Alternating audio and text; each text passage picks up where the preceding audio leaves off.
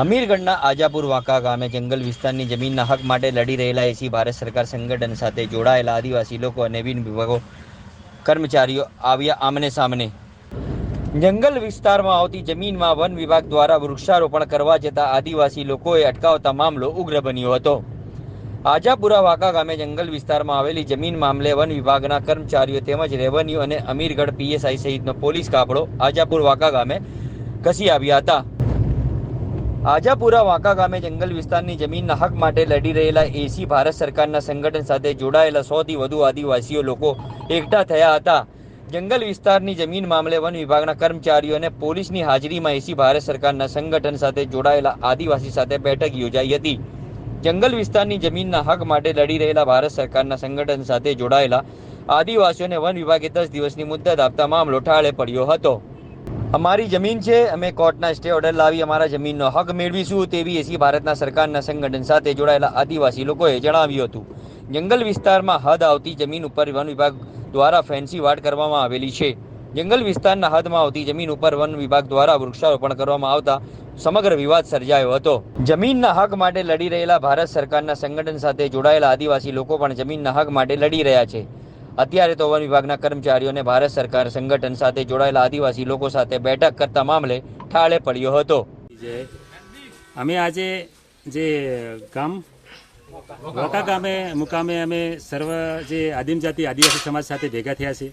તો અમારો મુખ્ય હેતુ એ છે કે જે વાંકા ગામની અંદર જે વર્ષોથી કબજો કરી અને જે આદિવાસી જે પોતાનો પરિવારનો જે છોકરાઓનું જીવન ધોરણ જે ચલાવી રહ્યા હતા, તો ગવર્મેન્ટ ઓફ ઇન્ડિયા ભારત સરકારનો કુટુંબ પરિવાર હોવા છતાં જે અધિકારી આજે આ ઘરે આવેલા, તો ફોરેસ્ટ ખાતાના અધિકારીને એવું કહેવાય છે કે સરકાર કોઈ છે જ નથી એમ।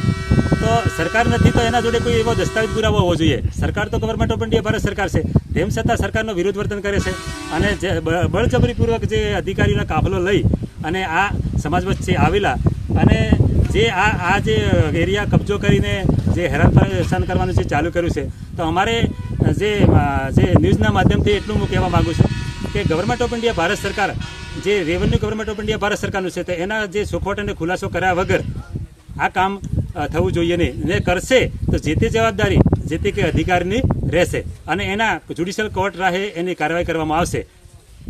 સકર્તા પિતુ કી જય। Okay sir. આજરોજ આજાપુર નાના ગામે અમીરગઢ ખાતે કિરણભાઈ કાનાભાઈ દ્રાંગી જે જંગલને અડીને આવીને એમનું ખેતર છે, ત્યાં એસી ભારત સરકાર નામના સંગઠનના 150 જેટલા લોકોને ભેગા કરી અને વન વિભાગની જે ચાલુ સાલની વાવેતર કામગીરી છે એ ગત 5/7/2012ના રોજ અટકાવે અને એના સંદર્ભે એમનું જે દાતા સિવિલ કોર્ટમાં કેસ ચાલે છે એ અંતર્ગત એમને કહેલું કે 11 તારીખ સુધી અમે સ્ટે લાવીશું અને જો ના લાવી શકીએ તો કામગીરી કરવી એવી વાત થઈ હતી।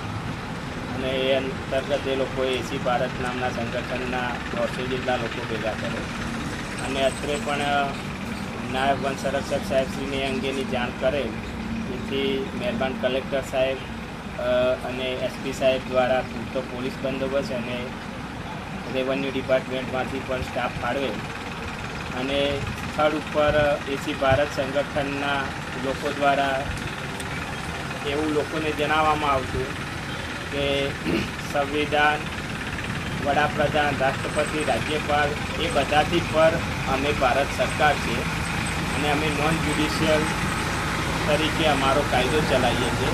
જ્યુડિશિયલ કાયદો એ અમારા નોન જ્યુડિશિયલના અંડરમાં આવે છે, અમે જ્યુડિશિયલ મેટરમાં માનતા નથી। ત્યારબાદ અમે જે કિરણભાઈ કાનાભાઈ દ્રાંગી છે એમના દ્વારા સિવિલ કોર્ટમાં જે કેસ દાખલ કર્યો છે એ એમના સમક્ષ રજૂ કર્યો અને એમને કહ્યું કે જો તમે જ્યુડિશિયલમાં નથી માનતા તો આપના ઇસમ દ્વારા આ જ્યુડિશિયલ મેટર કરવામાં આવી છે, તો એનું શું કારણ? ત્યારબાદ એ લોકો અમારી વાત સાથે સંમત થયા અને હજુ 10 દિવસમાં સ્ટે લાવવા માટેની માગી છે અને ત્યારબાદ રાજી ખુશીથી વૃક્ષારોપણ જે બાકી છે 1000 જેટલા રોપાનું એ કરવા માટે સંમત થયા છે અને હાલ શાંતિપૂર્ણ વાતાવરણ સાથે આ વાતચીતનો અંત લાવે છે। જય હિન્દ, જય ભારત।